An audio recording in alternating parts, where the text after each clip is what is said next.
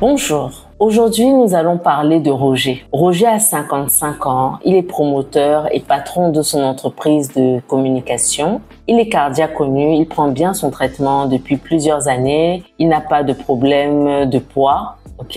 Il a une bonne hygiène de vie, il fait du sport régulièrement, il mange sainement. C'est un patient qui prend son traitement normalement. Il aime beaucoup son travail, il a près de 30 employés, donc vous imaginez le stress avec une énorme clientèle et tout. Mais il a un rituel auquel il ne peut souscrire sous aucun prix parce qu'il a besoin de ça pour tenir toute la journée, pour être efficace, pour être performant, pour répondre aux exigences de ses clients. Il lui faut à tout prix son café du matin. Il ne peut pas s'y souscrire, sinon, comme il aime si bien le dire, ma journée est foutue. Est-ce que vous êtes comme lui? Est-ce que vous aussi, vous avez besoin d'une tasse de café le matin pour tenir? Toujours est-il que ce jour-là, quand Roger vient me voir au cabinet, en fait, il a passé une très mauvaise nuit parce qu'en prévision de la veille, il avait une réunion importante avec des clients et tout, et il a pris jusqu'à 4 tasses de café, ce qui fait qu'il a passé une très mauvaise nuit. Il a mal dormi, il s'est réveillé avec des maux de tête, et le plus inquiétant pour lui, c'est qu'il avait des palpitations.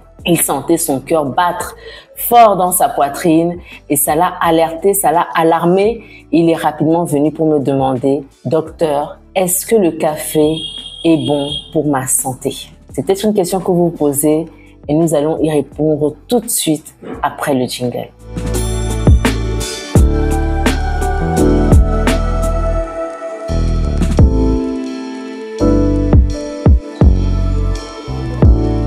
Le café est l'excitant, la boisson stimulante la plus consommée au monde. Comment agit le café dans notre organisme? En fait, c'est simple.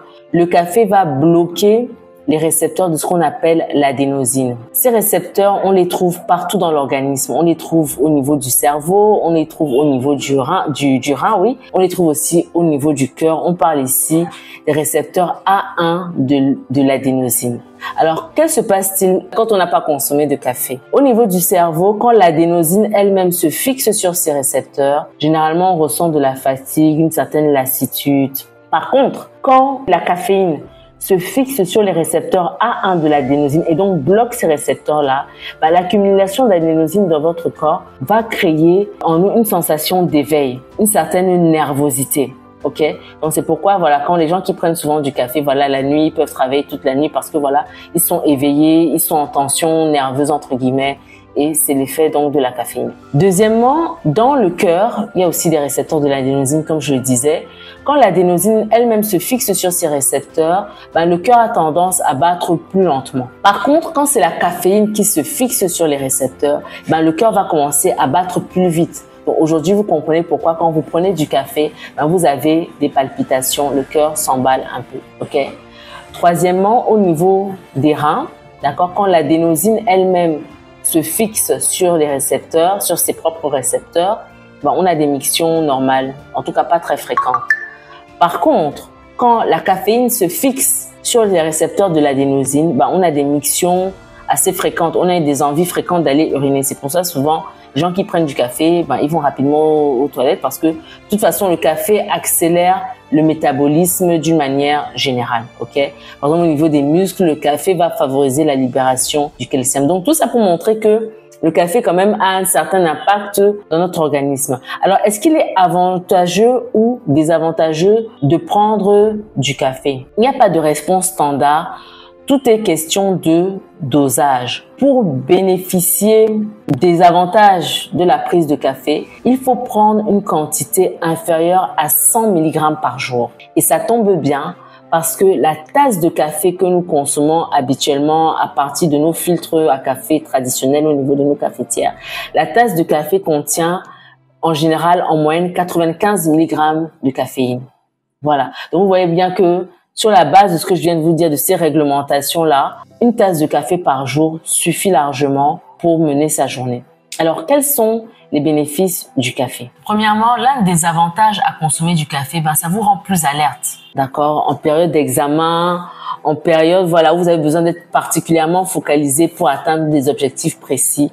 Consommer du café de manière modérée, comme je viens de dire, va vous permettre d'être alerte. Deuxièmement, le café permet d'améliorer la mémoire. Okay? Je reviens encore sur les examens pour les étudiants parce que je sais qu'il y en a qui se préparent aux examens. Ben, le café, justement, à dose modérée, bien entendu, va permettre de rester en forme et d'avoir une bonne mémoire pour, atteindre les objectifs, pour rester concentré. D'ailleurs, il est important de dire que les adultes, comme on vient de dire, doivent consommer moins de 100 mg de caféine par jour, mais les enfants, ça se rapporte, en fait, on parle de 2,5 mg par kilo de poids par jour. Voilà, donc c'est à doser en fonction du poids de l'enfant. D'autres effets favorables peu connus du café, c'est que le café à dose faible ou modérée permet d'améliorer les symptômes de la dépression. Il semblerait-il, ça, ce sont des études qui l'ont montré, et d'autres études plus rares ont montré que le café à dose modérée aussi permettrait